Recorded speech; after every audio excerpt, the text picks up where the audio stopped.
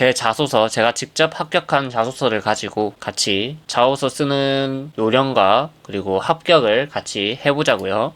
첫 번째, 이제 체험형 청년 인턴 지원 동기 및 입사 후 포부를 작성해주세요. 이럴 때는 여러분 생각해보세요. 글자 수가 600자인데 지원 동기와 입사 후 포부를 쓰라고 한다면은 어떻게 쓰는 게 가장 좋을까요? 제가 만약에 쓴다고 친다면은 지원 동기 1번에 지원 동기 넣고 2번에 입사 후 포부 이렇게 두 가지를 나눠서 자기소개서를 쓸 것 같아요. 그래서 1번, 2번 토탈 600자, 지원 동기 300자, 입사 후 포부 300자. 그러면은 글자 수가 급격하게 줄어드니까 쓰기도 훨씬 쉽겠죠. 그리고 여기서 소제목을 쓰는 거예요. 이제 체험형 청년 인턴 지원 동기, 제가 앞 영상에서 지원 동기는 회사 지원 동기는 나의 방향성이랑 똑같다. 그러니까 회사의 미래 방향성이랑 나의 방향성이랑 같다. 이거를 쓰는 게 좋아요. 근데 이대로 쓰면은 너무 성의 없어 보이니까 요즘 한수원이 이제 친환경 이미지를 좀 가지려고 노력을 하고 있는 기업이죠. 그래서 이제 친환경,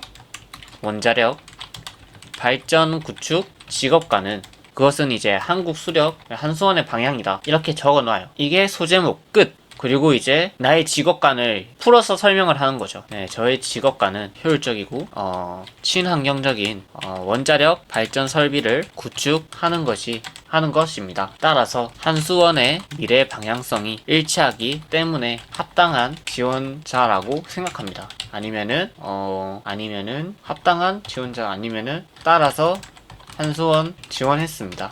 이런 식으로 당연히 쓸 때는 한수원이라고 쓰지 말고 한국수력 원자력이라고 써야 됩니다. 전기 계열을 준비를 하고 있었기 때문에 이제 공기업의 공대생은 아니야, 그냥 공대생은 이제 코스트 세이빙이라 하죠. 효율적인 생산, 즉 이제 원자력을 효율적인 열량으로 뽑아내려면은 그러한 설비들을 나는 다룰 수 있는 능력이 된다. 지금은 다룰 수 없지만은 내 미래를 보았을 때 3년 뒤, 5년 뒤 나는 다룰 수 있다. 그런 설비를 구축할 수 있다. 라는 것을 보여줘야 합니다. 그래서 친환경 원자력 에너지 생산은 효율적인 생산력을 뒷받침할 설비 환경이 중요하다고 생각하며 효율적인 에너지 공급을 위해 실현할 수 있는 환경을 만들고 라고 하고 끝내는 거예요. 이 중요성을 한 번 더 어필한다. 그리고 이제 입사 후 포부. 솔직히 인턴은 전문성이 제한되어 있다. 할 수 있는 업무 범위가 너무 작아서 솔직히 못합니다. 뭘 할 수 있는 여건이 안 된다. 그러면은 지금 내 위치상 어떻게 하면은 기존 부서의 효율을 높일 수 있을까? 잡일을 잘해야 한다. 잡일을 잘해야 한다는 것을 어필해야 돼요. 이 잡일이 뭐가 있을까? 뭐 엑셀 있겠죠. 워드, 즉 이제 문서 작성이죠. 문서 작성. 혹은 이 문서가 어떤 문서인지 빠르게 알아차릴 수 있는 기술적인 배경이 머릿속에 확립되어 있어야겠죠? 그럼 난 자격증 이거 땄다.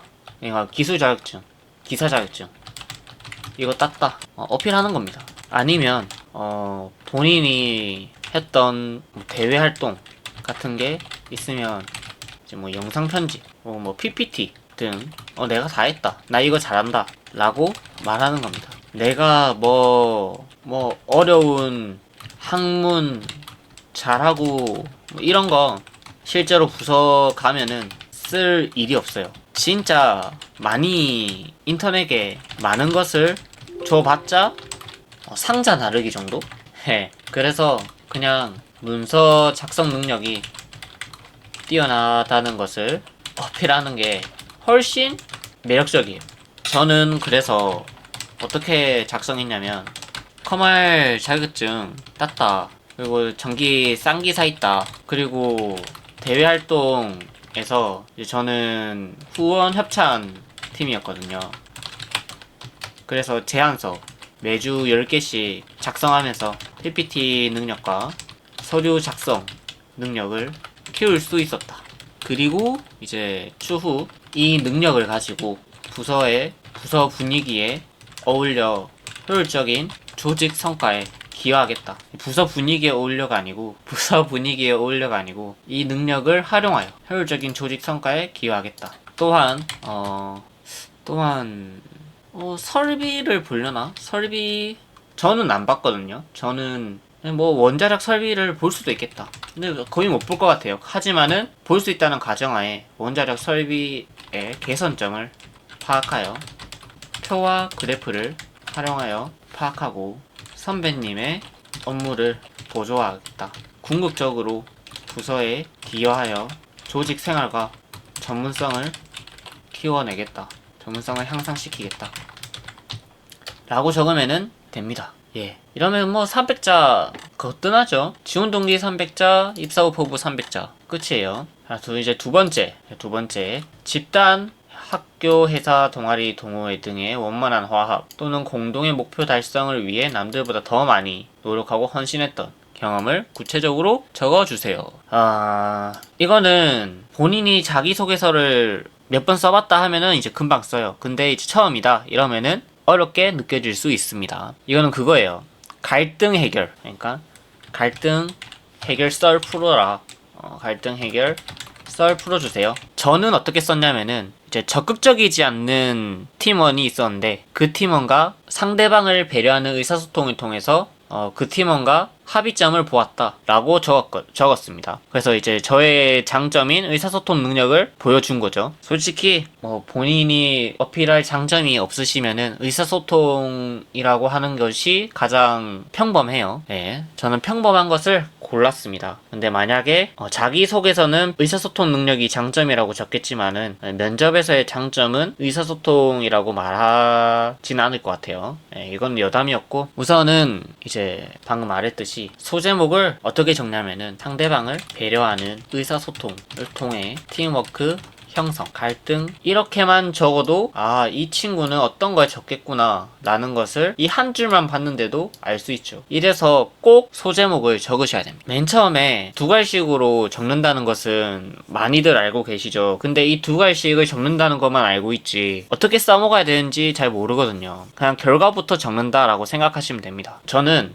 어떻게 적었냐면은 이제 적극적이지 않는 팀원과 의사소통을 통해 갈등을 해결하여 10개의 기업과 계약에 성공한 경험이 이러면은 인사 담당자가 소제목을 읽고 첫 줄을 읽었으니 대충 감이 오겠죠. 이렇게 두 갈씩으로 탁 찔러버리면은 이제 적극적이지 않는 팀원이 어떻게 적극적이지 않았냐라는 것을 알려줘야 되는데 이걸 너무 나쁘게만 적으면 안 되니까 이제 적극적이지 않는 팀원에게 어떠한 사정이 있었다 라는 스토리텔링이 필요해요. 사정이 있는 팀원의 사정으로 인해 팀원의 사정으로 인해 타 팀원이 업무를 대신하는 상황이 빈번해. 또한 참여율이 낮아 팀원과 갈등이 발생해. 물론 사정이 있는 팀원의 업무를 대신 수행할 수 있지만 지속적인 이탈은 공정성에 위배된다고 판단했습니다. 그래서 이를 해결하기 위해서 어떻게 했느냐? 저는 갈등을 해결하기 위해 팀원과 솔직한 입장을 밝히는 시간을 가졌다. 이 시간을 통해 규율을 새로 정의했고 상대방을 배려하는 의사소통을 통해 원활한 진행을 할 수 있었다. 예를 들어서 너 그러면 안 돼. 이렇게 말할 수도 있겠죠. 혹은 너가 이러니까 팀 사기가 낮아졌어 라고 얘기를 할 수 있지만은 but 조직에서 열심히 하지 않는 너의 행동, 너에게 부정적인 이미지가 각인될까봐 걱정이 이거는 완전 F죠. 이건 착한 F야. 완전 착한 F. 그 결과 공정한 업무 배분을 할 수 있었고 10개의 계약도 완료할 수 있었다. 이를 계기로 적극적이지 않는 팀원과 상대방을 배려하는 의사소통을 통해 해결할 수 있는 협력 방법 or 노하우. 협력 방법이라 써도 되고 노하우라고 써도 된다는 말이에요. 협력 방법 가로 노하우 이렇게 적으시면 안 됩니다. 노하우를 얻을 수 있었습니다 라고 적으시면은 끝입니다. 쉽죠? 이제 마지막 400자. 짧지만은 어려워요. 이거 진짜 어려워요. 체험형 인턴 끝나고 뭐 할 거냐? 이거는 첫 번째로 첫 문장을 어떻게 잡아야 될까? 고민을 제가 많이 해봤어요. 결국에는 이 체험형 인턴, 그러니까 체험형 인턴이 나의 궁극적 목표를 이뤄내기 위한 발판, 즉 나의 인생 목표의 한 뭐 20 정도 된다. 그래서 이 인턴 경험을 통해 나의 궁극적인 목표를 이뤄내겠다라는 식으로 적는 것이 매우 좋아 보여요. 제 생각에는 이렇게 적는 것이 근본이에요, 근본. 그래서 저는 어떻게 적을 거냐면은 일단 소제목 국내에서 세계로.